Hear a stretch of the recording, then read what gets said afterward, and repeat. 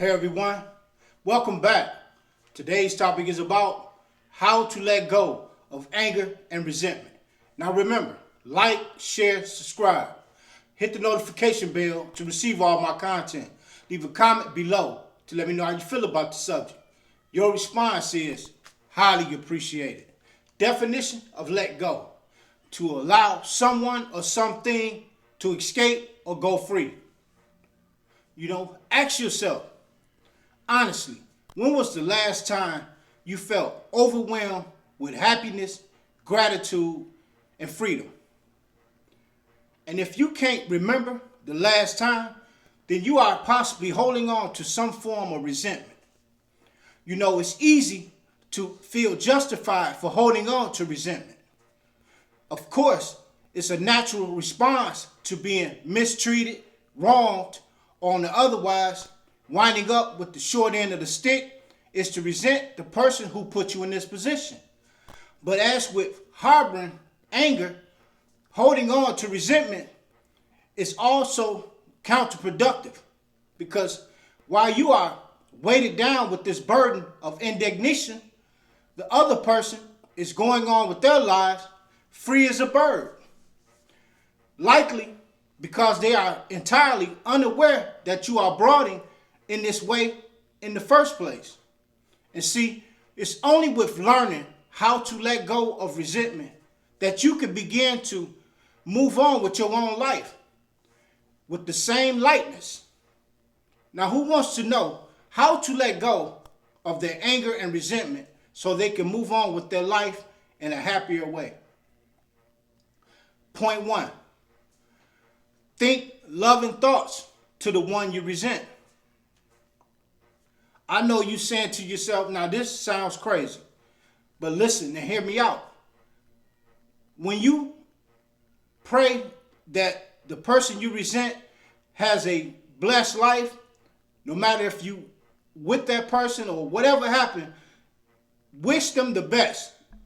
And by doing this, what you are doing is you are chiseling away at the negative emotion that you have built up against this person. And this will allow you to regain your happiness in your life by not having these balled up emotions inside of you, which is making you feel unhappy and making you feel trapped.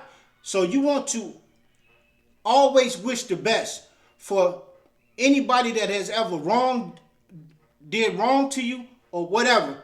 Wish them the best and pray for them and want them to have what you are blessed to have. And I know this is going to be difficult. It's going to be difficult at first. But with trying this every day, I'm not going to put a time limit on when you're going to really genuinely feel like that you really mean what you are praying for them for. But over time, you will see that your mindset will start to change, and you will start to understand that you really do wish them the best in their life. Whatever happened, you will always want the best to happen for them, because this is therapeutic for yourself. So think thoughts of love for people that has wronged done you. Point 2. Check your motives and expectations in your life. When you do things for people, do things out of the kindness of your heart. Don't have motives and expectations attached for when you do things for people.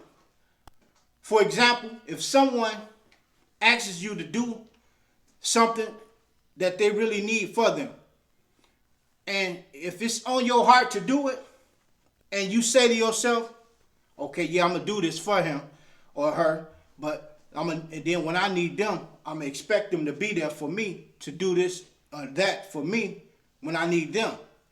But see, when we put resentment, when we put expectations and motives on things that we do for people, this is where that balled up resentment and that anger comes from, when the person can't come through and be there for you as you was there for them.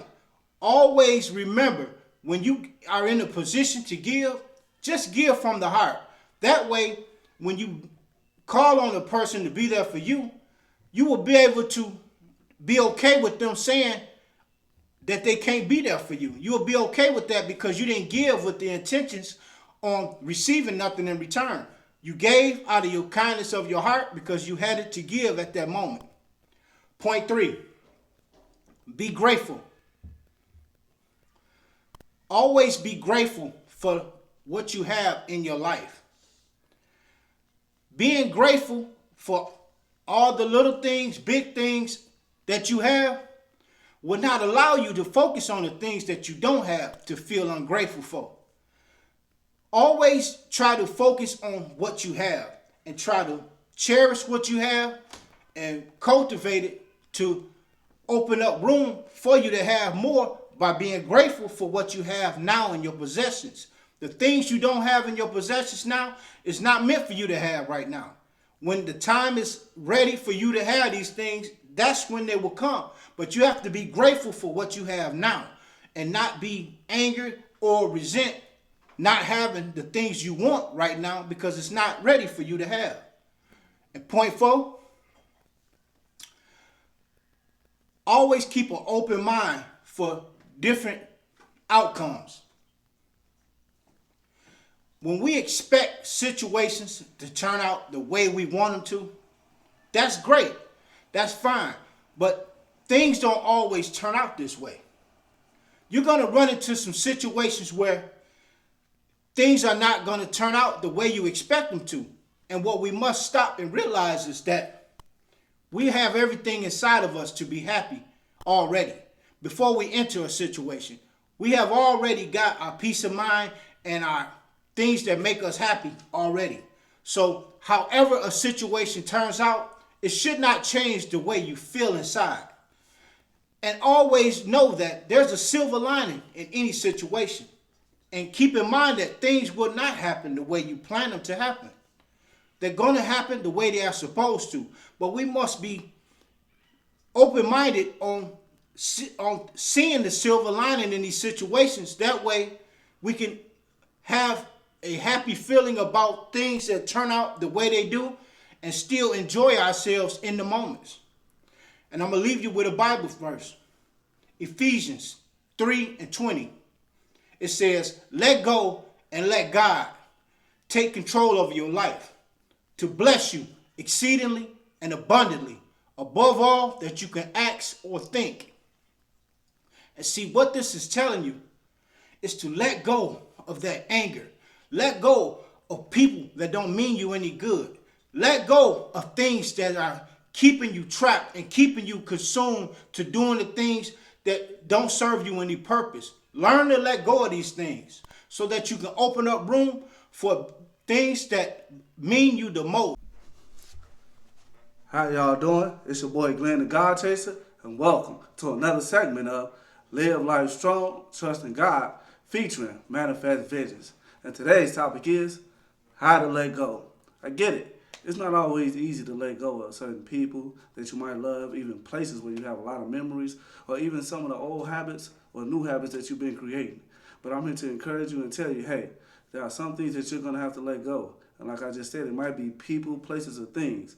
And you're going to have to think about it. Hey, it's time to move on. You got to prepare for something new in your life. But that's where this comes in.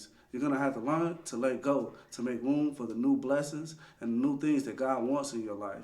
And I have 4 key points that I know is going to help you to understand on how to let go. And the definition of how is in what manner or by any means. And my first key point is, you know what you're going to have to do? You're going to have to think before you let go. You're going to have to sit and think long and hard about certain people, places, things, and certain habits that you have created over the years. You're going to have to develop a certain, opinion about what you've been doing in your life, the people that you've been hanging around, some of the places you've been going, and some of the habits that you've created. You're going to have to sit and think, say, hey, are these things helping me grow? Are they hindering me? Do I really need these things in my life? Because you got to make room in order for the new things to come into your life. And sometimes not letting go will hinder your growth. It would even harm you in certain areas of your life. So I'm here to encourage you and tell you, hey, think about some of the places, people, and habits that you've created in order to help yourself let go. And my second key point is, once you've thought about it, guess what you got to do? You got to make a decision or a choice on some of the things that you want to let go in your life.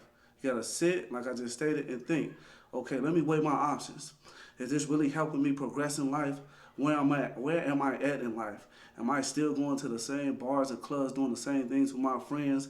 Am I ending up in situations that I don't need to be in, hanging around these group of people? Or when I come around this person, is it always drama? Is it always anger? Are we always fighting?